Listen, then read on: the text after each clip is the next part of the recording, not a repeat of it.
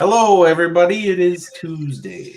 And welcome to this week's edition of Hook, Line, and Striker. I'm Josh. And I'm Emily. And we're really excited to be here tonight. Yeah, we have a pretty awesome guest out from North Dakota. And somebody that I can't wait to get to know more about. Before we introduce him, so I know, hold on to that thought real quick. If you guys have questions, if you have comments, and welcome to the show to all of you who are watching. But, if you have things along the way, make sure to drop that in the comments, and we will answer those questions or bring up those thoughts along the way. So your participation is welcome and can't wait to hear more. Yeah, absolutely. Awesome. With that being said, we are here tonight with Daren. So welcome to the show. Hey, thanks, guys. Appreciate it. And tell us a little bit about yourself. Like I said, from Bismarck, North Dakota. I'm a full-time cabinet builder, furniture builder, whatever. I fish a ton of tournaments, try to get on the water 100, 120 days a year. Me and my wife, Heidi, fish the AIM series and a bunch of other stuff, and just try to fish every possible day that we can. If the wind don't blow like it is tonight, we're fishing.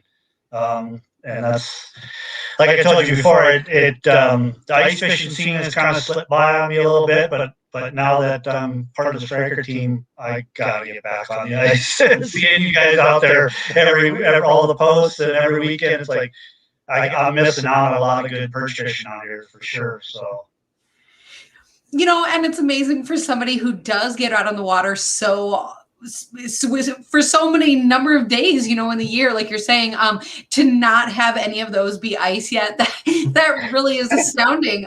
But that really might open up your season, help you, follow those fish around. That really could be kind of fun.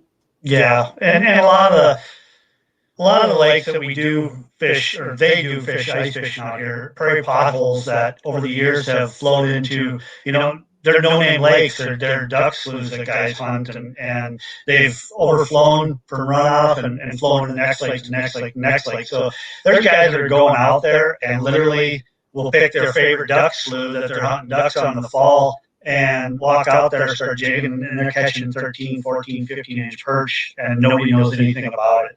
So it's a ton of fun, and I used to do it and got into coyote hunting, and just that kind of takes up my winter. But I have a feeling I'll be back on ice next fall, winter, I should say. Yeah. Well, and I love hearing you talk about, the little duck sloughs that people will go and fish, and, something unexpected like that. You never really quite know what's back there. It makes me think about actually something that I'm not super familiar with, but I hope to be one day in Wisconsin, is the cranberry fields. I don't know how much they get flooded or what that whole situation is. So if you know about that and you're watching this, come and hit me up because I'm super interested. But I hear about amazing fish that get pulled out of some of these really rare locations. Years ago, I lived in Wisconsin, and we traveled back and forth, and a buddy of mine traveled back and forth to North Dakota. And you see the few of the cranberry fields out, from the highway, interstate there, and buddy of mine that I worked with is like, we got to go to my uncle's farm. And I'm like, are you kidding me? And we waded out there, and we caught bass after bass, and big bass. It was so much fun. And that was the only one time I did it, which that was a blast for sure. Yeah.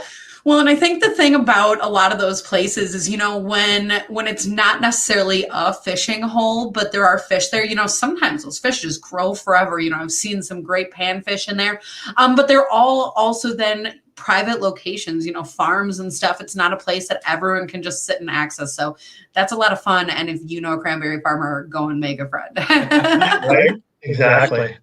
That is one thing out here to access on some of the potholes is kind of tough, but the game and fish kind of helps out with trying to get access for the guys in parking areas, and some of the landowners are really good with some of the small lakes, but just like anything else, it takes one to ruin it, and there's a ton of times that happens where they shut them down. And you're right. Could you imagine getting in there and seeing some of just the monster perch or walleyes for that matter? There's tons of these little lakes that got walleyes in them. So, but there's no boating access to any of that stuff. So they don't get pressured that much, Well, it's hard to get to them. Well, that's just it. I know we lived in Wisconsin. We used to do a ton of, canoeing and belly boat fishing and some of them small ponds and up north and stuff where out here you can't even get to unless there's ice. So, like I said, I have a strong feeling I'll be back on ice next winter. So, yeah. And so then I am actually thinking back to last week's show, and we were talking a little bit about rain gear then. So, ice, rain gear, I guess I'm shifting tracks here, but I heard that you are a fan of the rain gear. Oh, man. Last year we ran the adrenaline suits, and I get overheated like crazy and had no issues with those at all. Heidi spends, last year, I think she spent 87 days on the water, and I'll pretty much bet my nitro that she spent 85 days in her adrenaline suit because she never takes it off. She's always cold, and then, of course, with the wind and everything else. So she's always got that thing on, which was a dream last year. And then, of course, this fall, this winter, we start hearing about the Denali suit. So ordered those right away, and, she's been out and last Saturday it was snowing, 32 degrees, blowing, and just nice and toasty warm. Those things are amazing. I just absolutely love the Denali suit. It's so warm, and the one thing I really like, I'm 6'3", long, lanky, and I have such a problem with sleeves and not fitting. Where both the adrenaline suit and the Denali suit, get it in a tall. Had no issues. Got plenty of sleeve, plenty of leg. I'm so impressed with those things, that's for sure. And spring just started, so I'll be breaking those things in really good this year. Well, and I kind of have the opposite situation where I don't necessarily need the extra length in the arms, and sometimes it's a little bit too much. But the nice thing, I'm showing you my sleeve, but this doesn't have it. But it's not quite Velcro because it doesn't catch on things, but it's a really neat material that allows you to kind of cinch that without it being elasticy, because that can certainly be annoying or itchy sometimes. So, to be able to adjust something so simple like that has really been a nice feature. But I got to say, I'm a little bit jealous because I have not had a chance to see one of the Denali rain suits yet. So, for somebody who has not been there with one, I mean, can you tell us a little bit about that insulation? Is it soft, or what is that inside like? It's super soft. I was not expecting it to be as light as it is, and then, of course, you put it on and you're thinking, well, it's light. It's probably not going to be as warm as I, was hoping. And you put it on, and like I said, it's crazy. But then, like you said, the double cuffs on the sleeves, that's so great. And I love the fact that hit zipper to your hip. You can get your boots on. The place we've been docking, the dock isn't in yet, so throw your rubber boots on to get in the boat, and so you don't get your feet wet. And so easy to unzip, put your boots back on and off, and yeah, they're super warm. Last Friday, I put in the water, it was 27 degrees, and the wind was probably only 10, 12 miles an hour. And I just literally had a pair of jeans on and my bibs and a striker sweatshirt. And I was toasty, just toasty. When I ran, I was definitely putting my jacket on to keep the wind off me and from blowing down. But I didn't need it. It was so warm. I couldn't believe it. So I'm super impressed with those things. So. Well, and one of the things that's true about all of the different types of rain gear, whichever you choose is right for you, because what's right for one might not be right for everybody. And there are different options in them. But they are all not just waterproof like a rain gear should be, but they are windproof. And so you're talking about being warm. And I think even a huge factor of that sometimes is just to be able to stay out of that wind.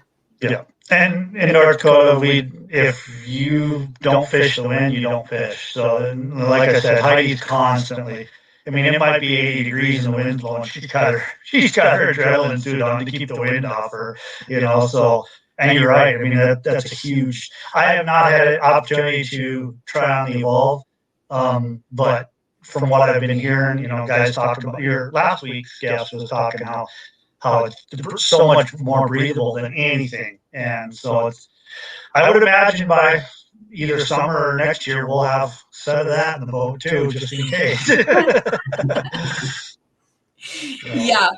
Well, and you're talking about, fish in the wind or don't fish at all. That's something that we found true this last weekend. We hit some really intense wind. But I think that's a few factors that people don't always, recognize to look to the rain gear for. So you're talking about even when it's warm, the rain gear has that breathable ability that you can still wear it in that heat, but that it does protect you from that wind. Because when you're out there on days, you don't have wind breaks in the middle of the lake. And, people talk about sunburn all the time, but windburn is a very real thing. So I love hearing you talk about that. Yeah, absolutely. Yeah. I mean, and out here we get, there's days we'll put in the water, it'll be 30 degrees and it's 70, 80 in the afternoon. So I throw on a pair of active shorts I just got my new tournament shorts the other day, and it's like, these things are awesome. So I'll literally throw on my shorts at, daybreak and my adrenaline suit, and off we go. And so I don't have to layer up, but 32 degrees in the morning cruising, there's a lot of times we'll run 20, 30, 40 miles up the lake, and to have that windproof, it's a huge advantage. So, and a lot of times we'll just plain and simple put them on when we're running, because it does after, 30, 40 miles, it gets cold. So. Yeah, it does. The other thing about that is when you have that rain gear on, and just sometimes in that wind, if that's stirring up waves or launching the boat, it's amazing on days where it's not raining, like how wet fishing can be. So even that, the wind, I love that idea. Let's call it like rain and wind gear. Yeah. Last year in the AIM Championships, we ran 45, 50 miles up the lake one way to our primary spot, and it was 4-foot waves the entire 2 days. Sun was shining after about 2 hours of day one, and we just, like you said, you're controlling the waves and everything blowing over the top, and just it was a complete deal breaker for us not having it, that's for sure. So it was awesome. Yeah, that's absolutely. I have to admit, I was laughing over here at one of these comments. Our good friend Brian Claremont chimed in asking if we caught any walleyes lately. When we were talking about the wind, we were actually out with him. So on the river up there in Menominee, Marinette. On the Menominee River in Marinette. I always confuse. Sorry, Brian. I just always go up by BAC because that's that trip. And we did. We caught some really great walleyes. So that was fun. But having the right gear was key for that trip. He says, wind, what wind?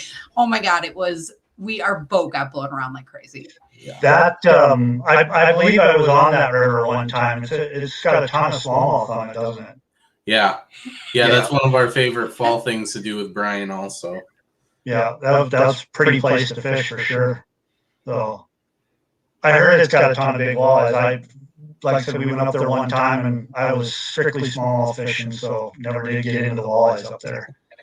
So. Well, that's the thing, though, is, they are such a great fight. And, you can go out and catch them deep. There's some great spots for that. When I was out there, we were catching them actually kind of shallower. And it was so fun to be able to, watch that bite and catch all those fish. Yeah, it was a great time. Absolutely. Sorry, I'm just clicking around right here. Josh was clicking around because we got another comment. So Jared was asking or saying, can't wait to check this out. Can't live without my striker gear. Do we have a price on the suit? Jared, and to others, if you're wondering, that's the nice thing, is that there is really a range. So there is, if you want an insulated suit or not, that's a big key. And then from there, there are different options as well. So I would urge you to go and check out strikerbrands.com. And from there, it's really easy to find the rain gear. I was going to read you the longer link, but it's really easier. Strikerbrands.com, and their links are very easy to follow. Mm-hmm. Brian is chiming in again. Walleyes, bass, muskie, that river has it all. So it's fun that you've actually gotten to be there too. Yeah. Heck yeah. So when you fish at home, what is your main target? Last few years has been strictly kind of walleyes, but there's a lot of days. We love our smallmouth fishing too. And North Dakota sure doesn't have the have the opportunity like Wisconsin does with so many different panfish and bass lakes and this and that. So we're pretty walleye, pike, perch based. But we got three, Devil's Lake, Lake Skakwe, and Lake Walleye, and of course we got the Missouri River here. It's good in the spring, but we're pretty much walleye fishermen, mostly. We love that good pike bite in the spring where we go out and cast big spoons, and you might catch 10, 15, 40-inch northerns in a day, which is so much fun. But as long as we're not pre-fishing for a tournament, we'll, if fishing ain't good, let's go catch smallies or whatever. But primarily walleye has been kind of our main focus for the last 3-4 years, which is kind of funny because when Heidi first started fishing, it's like, I hate walleye fishing. It's boring. It's like, all right, we're going to do whatever. And now that she's hooked, it's walleye is what it is. So,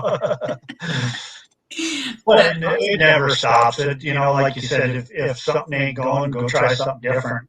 Just being on the water is what it's all about. So. And so then, have you actually had ice out yet? Have you gotten the boat out? Oh yeah, we our river right here in Bismarck goes out usually around the 7th to 15th of March. This year, I can't remember. I think it was the 9th or 10th or whatever. So we've been out 8 times already this year in the river. And where the dam is on Skakwe, about north of here a little ways, you can fish it all winter long. I mean, you can get in some really good walleye fishing in the middle of winter. So, but the water's so low, and I spend most of my winter hunting, so it's just trying to get the boat out is pretty tough. So.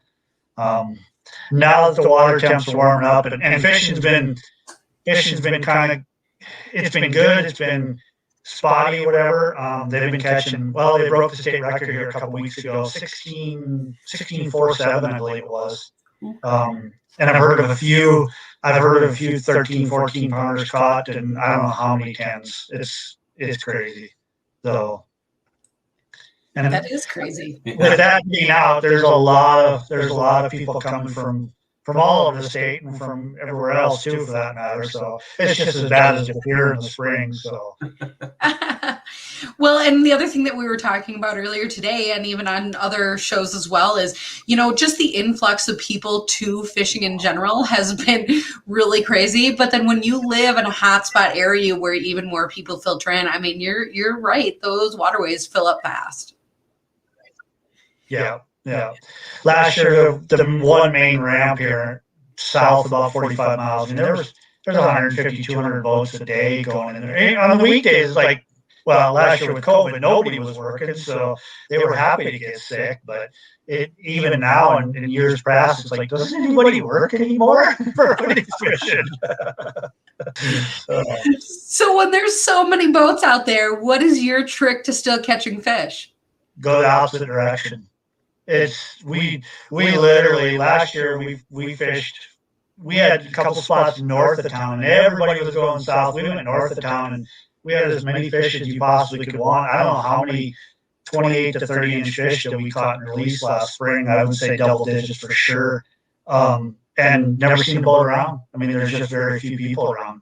So it's just a matter of getting out, and that's a lot of things we do too with.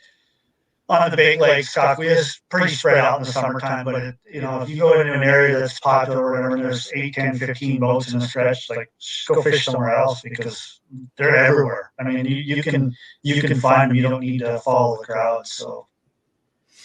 That's a really good point. We talk a lot about people having spots that they like to visit, and there is just something to be said about having a favorite location, all of that. But the nice thing is that fish swim around, and especially in rivers, that happens more than ever. That sounds silly, but it's really, really true. And I learned that a little bit this year, more than other years. We're right by the Wolf River here, and Josh and I, we went out. Was it our first weekend with the boat that we had? And we went a little bit more north than what most people were doing. I don't know. We just had our boat ramp pass paid for. I don't know. There was a lot of reasons. And we went out there and we had a really great weekend. We did awesome. We caught fish. And I think part of that was just because we weren't where everybody else was at that point. So that was really cool.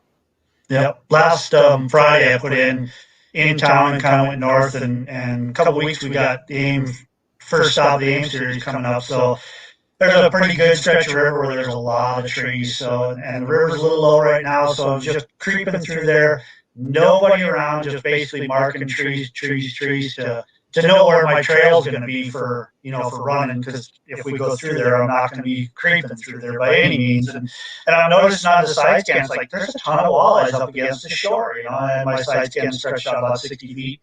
And like I said, I was just going from log to log to mark them on my GPS. And it's like, well, all right, well. So I dropped a couple cranks and some boards out and started trolling. And first board went off, and that was 28 inches. Second board goes off, it's 26. It's like, well, okay.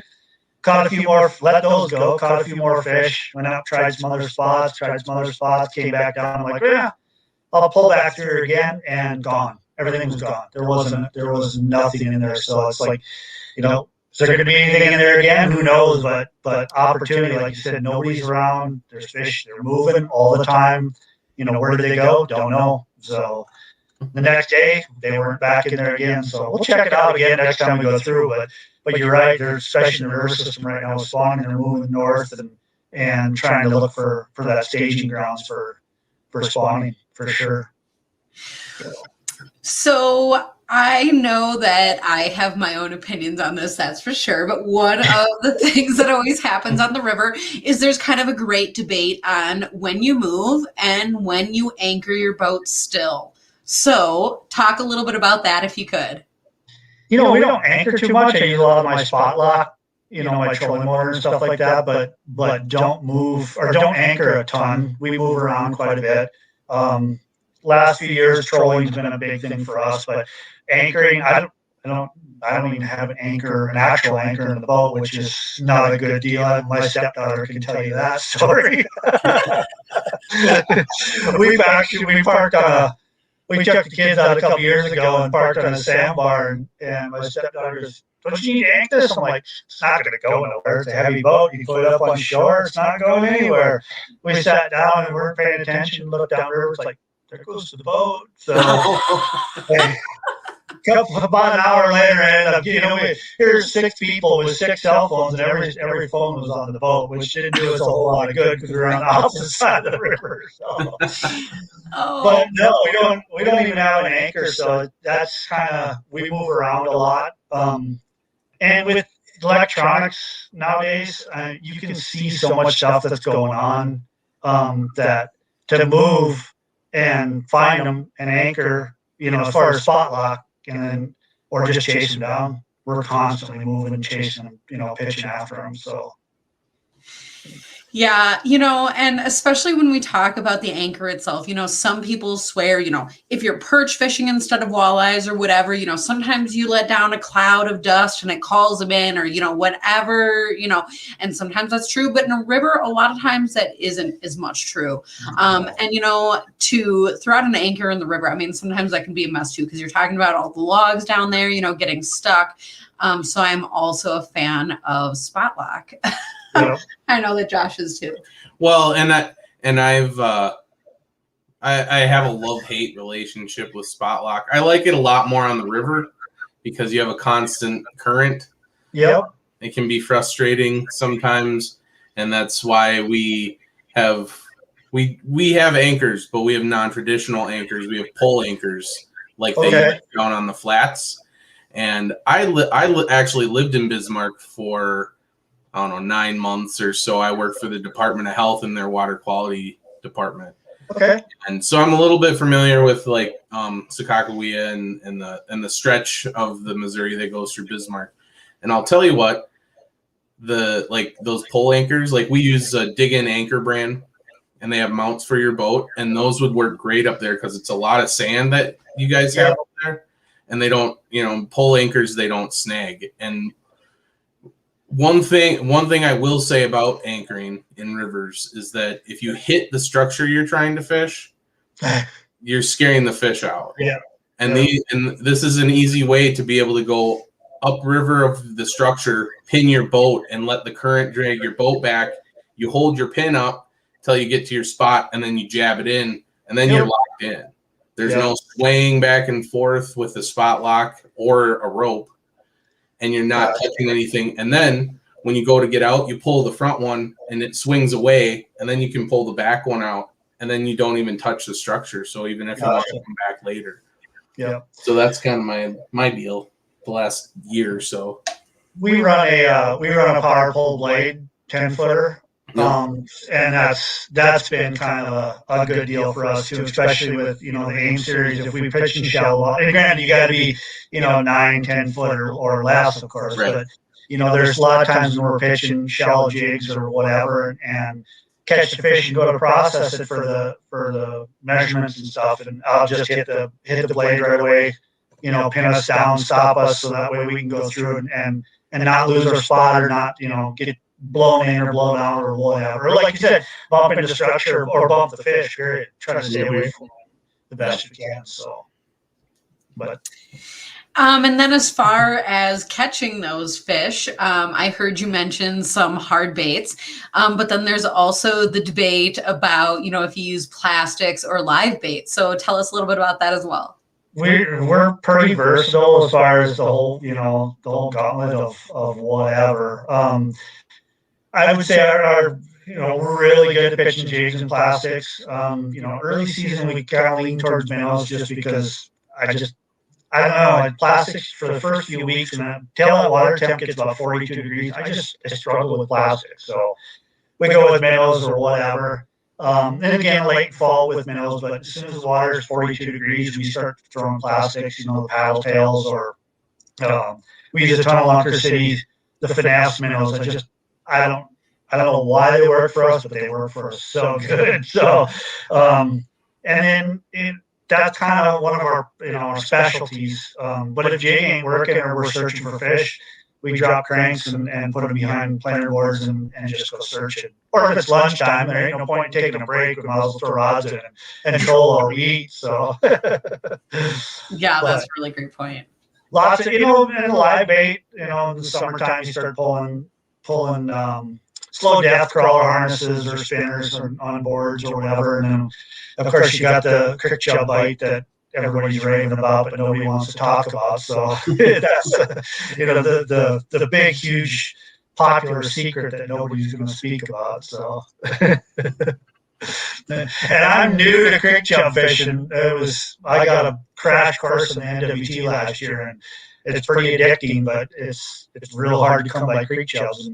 And if you're buying them at $2 a pop, every time you lose one, you're just like, oh boy. We were fishing creek chubs in the NWT last year and throwing shiver minnows, and was parked on a little cut bank, and we were parked spot locked in about 12 foot of water watching the walleyes, and they were swimming. The pressure was super heavy, and they were swimming back and forth. On the Garmin, I got Panoptics in the front of my live scope in the front of my boat. And you'd watch those walleyes swim up from 30 foot. They'd swim right to the front of the boat, right below the boat, drop the shiver minnow down, start shivering right in front of them, wouldn't touch it. Did that for about 2 hours, and I told my co-angler, I said, we're going to die on the spot. So it doesn't, we're either going to go back with nothing or we're going to get them. Grab the jig and a chub, the next one that came swimming up, dropped it right in front of them, bang. And then we found a pattern, and we ended up, I think we ended up with 22 pounds for the day which that was day 2, which was great for him because he actually had a chance to cash a check. And day 1, I threw, I don't know how much back and lost it for any chance to cash in a check. So it's a learning experience, big time. So. Well, but a huge piece of that is, kind of that perseverance in the process, and kind of the willingness to try something unique or different, because I think a lot of times some people get so stuck in what should be working that they maybe don't realize what is working. Yep. And that's one thing I think we kind of pride ourselves on. We go out and start pre-fishing. We hardly ever throw in the same thing. Heidi usually goes in the front of the boat and casts pitches, whether it's a hard bait, with a flicker minnow or a jig or whatever, rip and wrap. She's up in the front of the boat working new water, and I usually will pull what we call the free rod and back, whether it's a live bait or literally throw out a crank if we're cruising along it, 0.7 or 1 mile an hour or whatever. We'll throw out a crank and just drag it. And it's amazing how many fish we catch doing that. But it's, and in North Dakota, you can only have 2 lines per person. So we'll have 3 or 4 lines out just searching, cruising around, searching. But we're always using something different until we start finding a pattern, So, and plus we're not out there to fill up the freezer. We're out there to find something that's going to work for a game day. So. Yeah. I love hearing you talk about that because that reminds me a lot of the way that Josh and I fish. I'm up in the front, he's in the back. We're often throwing different things, trying to find different patterns and stuff. Throwing a bigger bait out the back, around by us, man, you might catch a muskie or something even in the process. So that could be kind of fun. But we do that, like I'm saying, trolling for crappies. So I love your application for walleyes. You can do that kind of in whatever suits you. Yeah. Funny, so you talk about trolling crappies. We were fishing the Walleye back in July a couple years ago, and of course we were pre-fishing for a walleye tournament, and we were catching crappies, 14 to 16-inch crappies on number 11 flicker males in 40 to 50 foot of water. It was nuts. You pull them up and you're like, what are the heck are they doing down there? That's But just in big slabs. I couldn't believe it. And I couldn't believe they're hitting the number 11 flicker man. It was insane how aggressive they were. Yeah. So, that is really awesome. I'll come and I'll find out what they're doing down there, and then I'll let you know, okay? Yeah, right. Well, last week you talking to the young guy about scuba diving and learning, stuff like that. And I do some diving. It's pretty neat to see some of the stuff fish aren't afraid of you until you're in a boat beating, banging up against something, like you said, Josh, and pulling up an anchor. And they're like, I've seen this before. I'm out of here. That is so interesting. I love that idea of people who can, if it's snorkeling, if it's a full dive or something like that. Tell us a little bit about how that shapes your fishing experience. I've been diving around here not too much. And plus our lakes are not super clear. I mean, Cockaway you can see quite a ways away, but last year we trolled through an area and just could not buy a bite. And I told Heidi, I'm like, we're dropping the spot lock and I'm going to jump over and find out exactly what they are. And I figured they were walleyes, and bass, and jumped down there, and sure enough, and the walleyes they were tucked so tight into the rocks, it was ridiculous. So then we just, instead of trolling back and forth, we stopped and really finessed them with some jigs and blade baits and ended up catching a few fish. But it's like, I got to find out for sure that I'm not sure what they are. And I want to find out for sure before I waste more time. So. Okay, it sounds like I should also introduce you to our AquaView. I have one on the boat. And then I'm standing up there turning the corners like, wow, then you see a flash and you're like, was that a walleye? I don't know. So it was just much easier just to throw the gear on, to hop over and get down to 20 foot and take a look. So. Oh my goodness, that is awesome. And like last week, young guy was saying he was, feeding the smallies. It's crazy. You throw some crawlers inside your sleeve, your wetsuit, and you get down there and you start pulling them out. They gang rush you. It's like a little rabid dog that hasn't been fed in a while. So then what am I doing wrong with my bait? The only thing I can tell you is when I scuba dive, you go down and just grab a couple rocks, bang the rocks together, and the smallies just come right away. And Heidi even said, she's like, why don't we beat rocks together in the boat? And it's like, it probably works. So. But I think that's, really interesting because one of the things this is maybe an opinion. I don't know if it's true or not, but I think smallies of all are curious creatures, fish of all natures. But I think that there's a certain amount of, they just are interested in what's going on. Yep. I mean, who knows? We had a couple of years ago, we were kind of a flat, calm afternoon. We were pulling planer boards with snap weights in 40, 50 foot of water. And every now and then the board would just bang down and nothing. It's like, how does a fish hit a crank and not get hooked up, especially, pulling the board? They hardly ever come loose. At least you have them on for a little bit. And happened about 10, 15 times. It was driving me nuts. Well, then change the crank, start dropping it down. You could see the snap weight going down on the graph, and all of a sudden a fish starts coming up, and it was just on the regular 2D sonar on Lowrance. And I said, look at that. I said, the fish is coming up. So I stopped, and the fish stopped, and I started letting it down, and boom, he come up, and I felt it. And sure enough, I'm pretty sure it was a smallmouth. So it was like, so they're not hitting the crank, they're hitting the snap weights. And my thought was, I'll put a hook on the snap weight. Well, they're just going to pull the snap weight off anyway, so that wasn't going to work for me. So, but I think you're right. I think it's more curiosity than anything. It's not a food thing. It's like, what the heck is that? Just knock it around and see what it is. So yeah. Well, and I guess that is kind of accurate. People will talk a little bit about reaction bite. Sometimes if you like come past a fish, catch them off guard or something. But I think also reaction bite can apply a little bit more loosely to put something down there that the fish don't normally see and get them curious to come and get that bite. Yep, exactly. And that's, with the whole rip and wrap and everything else, that's a lot of, it is, like you said, territorial reaction bite, just get it aggressive, but again, you need to know when to use it, when to not. I'm still trying to figure that out. Yeah. So one of the things that we talked about is, being versatile in the baits that you use and all of that. But in direct contrast to that, I would say that everybody also has a favorite or a go-to. But my question for you is even a smidge different. Is your go-to different if you're just fishing for fun versus a tournament? I can't remember the last time I fished for fun. No, I'd say if we're just fishing for fun, a lot of what we do is fishing jigs, because it's a lot of fun being able to feel the bite. The trolling is we've really stepped up our trolling program the last few years, and it's rewarding to be able to use your electronics and go through an area and figure out, okay, here's the bait, there's the fish.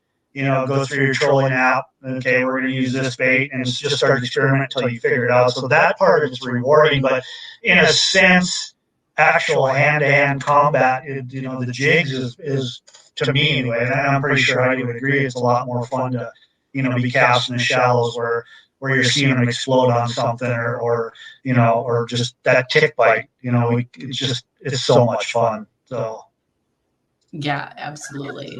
I know I love my family dearly, but we are skipping walleye fishing this weekend to go and see them. So it's like, oh no, I do miss that bite.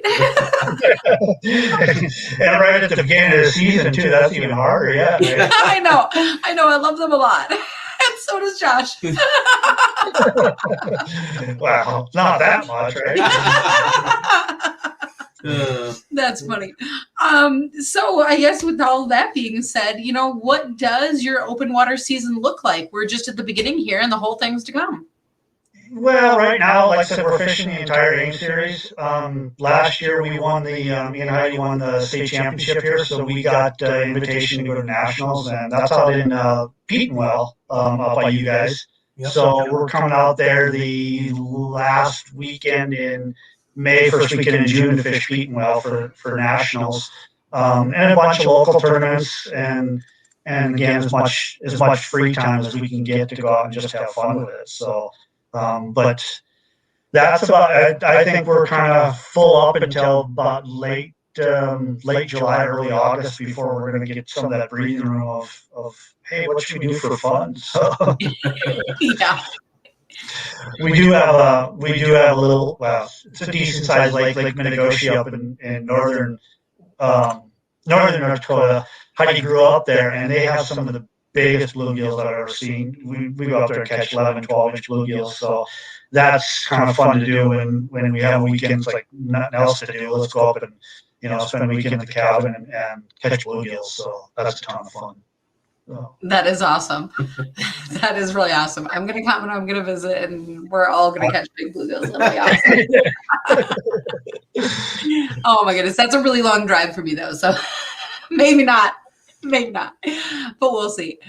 Awesome. And then, I was visiting your Facebook page, and it says that, you did do a little bit of guiding previously. Are you going to do a little bit of guiding this year or not even?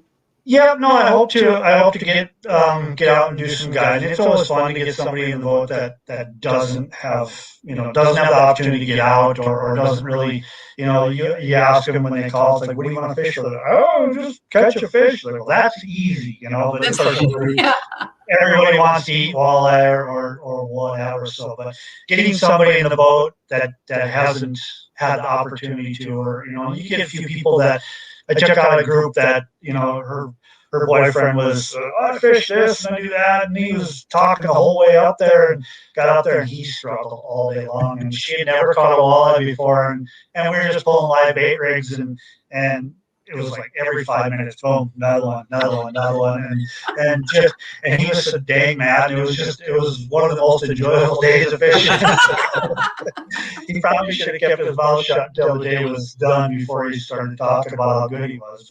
But That's so funny. so hopefully we'll get a few days on the water with some people, and it's always great to meet new people and experience, give them an experience of some of the stuff that we take for granted. You go out and on a great day, you go out and you catch, 20 walleyes over 20 inches or whatever. And for somebody that's never caught a 20-inch walleye before, I take it for granted sometimes. So it's nice to get grounded by somebody that gets excited of catching that fish. So, and Absolutely. the opportunity, you never know what you're, you never know when you're going to pull in a 30-incher. So. Right. And so if somebody is looking to take a trip with you, how do they get a hold of you, or how do they find out about that? Yeah, we got Facebook and Instagram with On Point Fishing Adventures. That'd be the easiest way. And like I said, we're kind of full up with the few weekends that we do have, helping another guide out. But by all means, get a hold of us, and if we can make it work, that'd be fantastic. If not, I got a bunch of guys that, if somebody's coming out here to fish, a bunch of other guides that they always got room. So it's for sure to get out and get some of those North Dakota walleyes. River's really popular right now, so that's a place to be for sure. Right. Yeah. And for people who are looking to, follow your fishing adventures, your tournament series, hopefully all of your future wins, how do they do that? Again, we post a ton either just my personal Facebook page, Daren Schneider, or the On Point Fishing Adventures page. We have Instagram and Facebook, so, and we try to keep up to date on that and let everybody know. Everybody with the secret stuff, just get out there one day jigs and watermelon pepper is the classic to beat. I'm not going to hold that to myself because I know the next day it doesn't work. So. Yeah. and that color is just continuing. I only got a bag left, so it doesn't matter. You can try to get that one. It's gone. So, That's awesome. Well, I know I'm going to definitely check that out. And I can't wait to see what that tournament future holds for you. So I'm going to definitely stay tuned, and I'm excited to hear about it. So thanks again for joining us. You bet. I appreciate it very much. Thanks for having me, guys. Yeah. Thanks for being here. And with that, that's it. Thanks to everybody at home for being here too. All right, everyone. Well, you have a good evening, and we will talk to you next Tuesday. Thanks again for joining us on this edition of Hook, Line, and Striker. Night, everyone.